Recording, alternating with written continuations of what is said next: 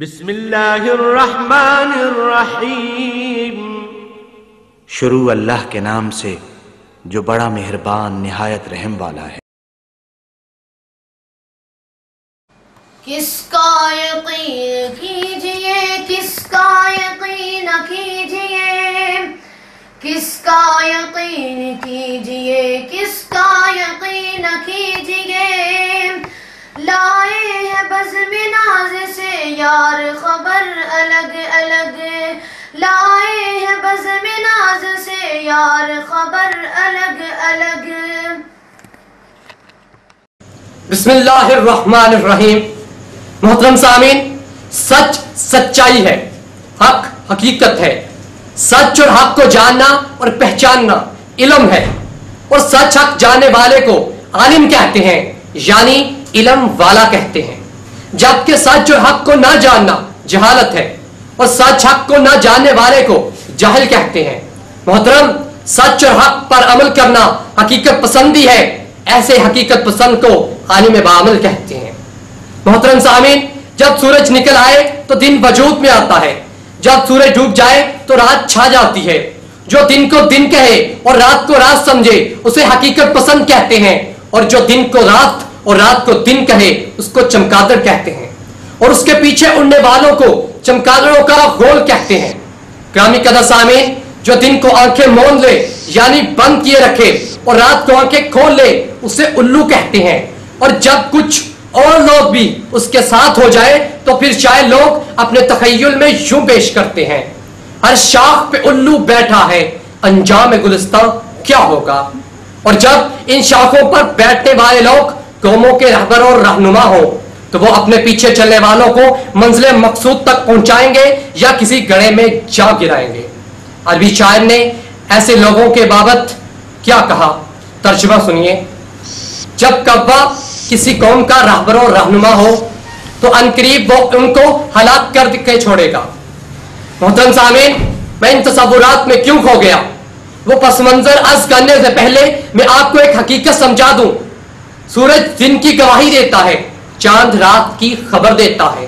جو چاند سورج کی گواہی کو نہیں مانتا لوگ اسے الو اور چمگادڑ کہتے ہیں۔ گرامی قدر سامعین، تحقیق تو اچھی بات ہے، لیکن دیکھنا یہ ہے کہ کیا تحقیق کے نام پر تفریق تو نہیں ہو رہی، اتحاد کے نام پر انتشار تو نہیں پھیلایا جا رہا، کیا مسلمہ حقائق ٹھکرانے کو تحقیق کا عنوان تو نہیں دیا جا رہا، کیا تحقیق کا نعرہ لگانے والے تحقیق کی الف بے سے بھی واقف ہے یا نہیں ہے؟ افسوس کہ آج تحقیق کے نام پر امت اسلامیہ کے مسلمہ حقائق کو ٹھکرایا جا رہا ہے۔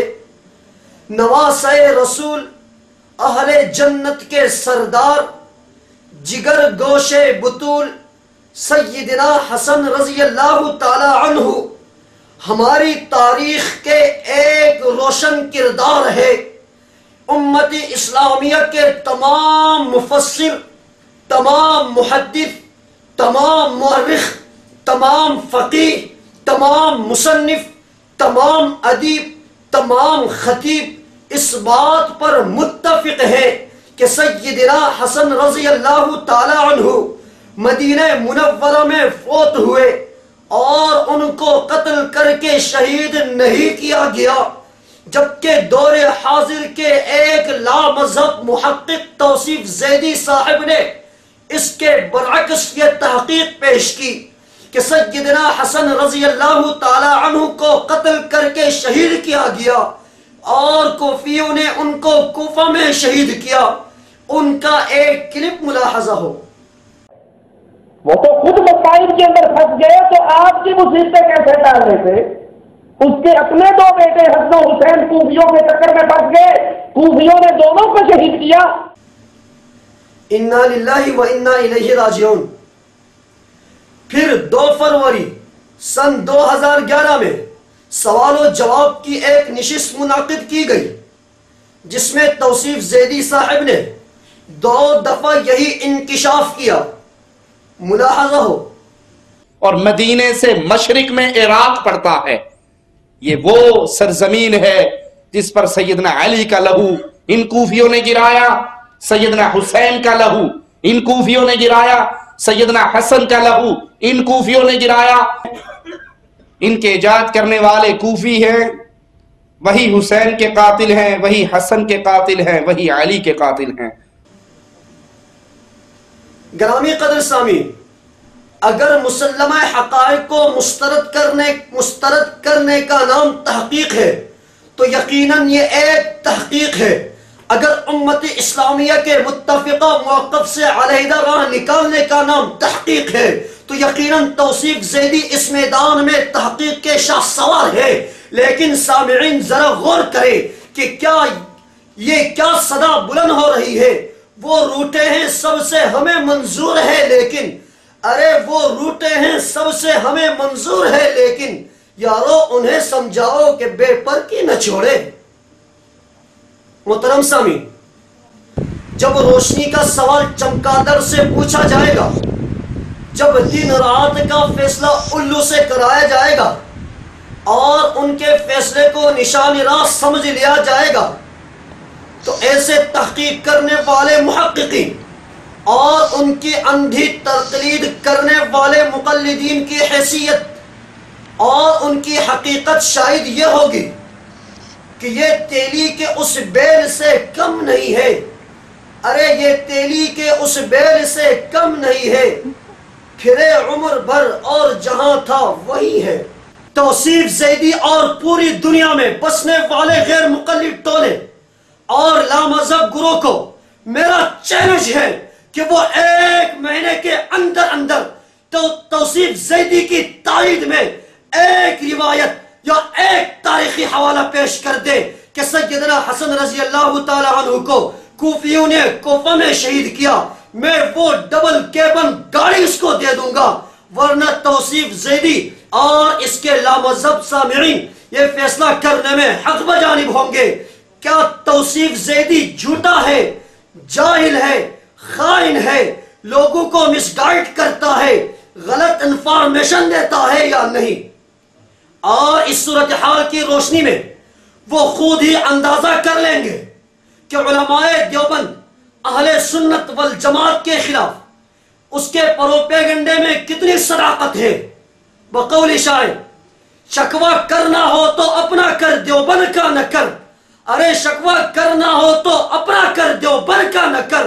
خود علم تیرا ہے، صورت گر تیری تصویر کا۔ سامعین اکرام، توصیف زیدی کو اپنی تنخواہ مل رہی ہے، لیکن قربانی کا بکرا کون بنا؟ اس کے بھولے سامعین اور اندھے مقلدین جو تحقیق کے نام پر اس کی اندھی تقلید کر رہے ہیں، اور 1 سال سے زائد عرصہ گزرنے کے باوجود کسی کو یہ توفیق نہ ہوئی کہ وہ تاریخ کی کتاب کھول کر دیکھ لے کہ حضرت سیدنا حسن رضی اللہ تعالی عنہ مدینہ میں فوت ہوئے یا کوفہ میں، نیز یہ کہ انہیں قتل کیا گیا ہے یا وہ تبعی فوت ہوئے۔ بقول شاعر، نہ وہ سمجھا نہ تم سمجھے نہ یاران سخن سمجھے۔ نہ وہ سمجھا نہ تم سمجھے نہ یاران سخن سمجھے، میں کیسے اعتبار انقلاب آسما کر لوں۔ اور مدینے سے مشرق میں عراق پڑتا ہے۔ یہ وہ سرزمین ہے جس پر سیدنا علی کا لہو ان کوفیوں نے گرایا، سیدنا حسین کا لہو ان کوفیوں نے گرایا، سیدنا حسن کا لہو ان کوفیوں نے گرایا۔ امت اسلامیہ کے اجتماعی موقف کے خلاف بات کی، اور جب کسی شخص کی مت ماری جاتی ہے تو وہ اس طرح کی باتیں کرنے لگتا ہے اور امت اسلامیہ سے اپنی راہ جدا کر لیتا ہے۔ اس سب کے باوجود کچھ نادان لوگ فرقہ وارانہ تعصب اور گروہی وابستگی کی بنا پر اس کے ساتھ چمٹے ہوئے ہیں۔ انہیں اپنے انجام کی فکر کرنی چاہیے۔ جس گاڑی کا ڈرائیور ہی اندھا ہو وہ اپنی گاڑی کو منزل مقصود تک پہنچائے گا یا کسی گڑھے میں جا گرائے گا۔ بقول شاعر، دو رنگی چھوڑ دے یک رنگ ہو جا، دو رنگی چھوڑ دے یک رنگ ہو جا، سراسر موم ہو یا سنگ ہو جا، سراسر موم ہو یا سنگ ہو جا۔ ہمیں تعجب ہے کہ کہ علماء دیوبند اہل سنت والجماعت کے خلاف بولنے والی زبانیں کیوں ہو گئیں؟ یہاں تمہارے فلم کاروں کی فلمیں کیوں رک گئیں؟ یہاں تمہارے مفتیوں کے فتوے کیوں جاری نہ ہوئے؟ یاسر جابری انڈین نے اس پر کوئی تقریر کیوں ریکارڈ نہیں کروائی؟ ہم حکومت سعودیہ سے مطالبہ کرتے ہیں کہ اس بدعقیدہ شخص کو جعلیات کے اسٹیج سے ہٹائیں، یہ اس کے اہل نہیں ہے اور یہ اس اسٹیج سے بدعقیدگی اور گمراہی پھیلا رہا ہے۔ بہت میں نے سنی ہے آپ کی تقریر مولانا، بہت میں نے سنی ہے آپ کی تقریر مولانا، یہ لگتی ہے میرے سینے میں بن کر تیر مولانا، بہت میں نے سنی ہے آپ کی تقریر مولانا، یہ لگتی ہے میرے سینے میں بن کر تیر مولانا، نہیں میں بول سکتا جھوٹ اس درجہ ڈٹھائی سے، نہیں میں بول سکتا جھوٹ اس درجہ ڈٹھائی سے، یہی ہے جرم میرا اور یہی تقصیر مولانا، یہی ہے جرم میرا اور یہی تقصیر مولانا۔ جرت ہے ان دلائل کا جواب دلائل کے میدان میں دیجئے، اور اگر صرف تانوں سے کام چلانا چاہو گے تو شیشہ دکھانا ہمیں بھی آتا ہے۔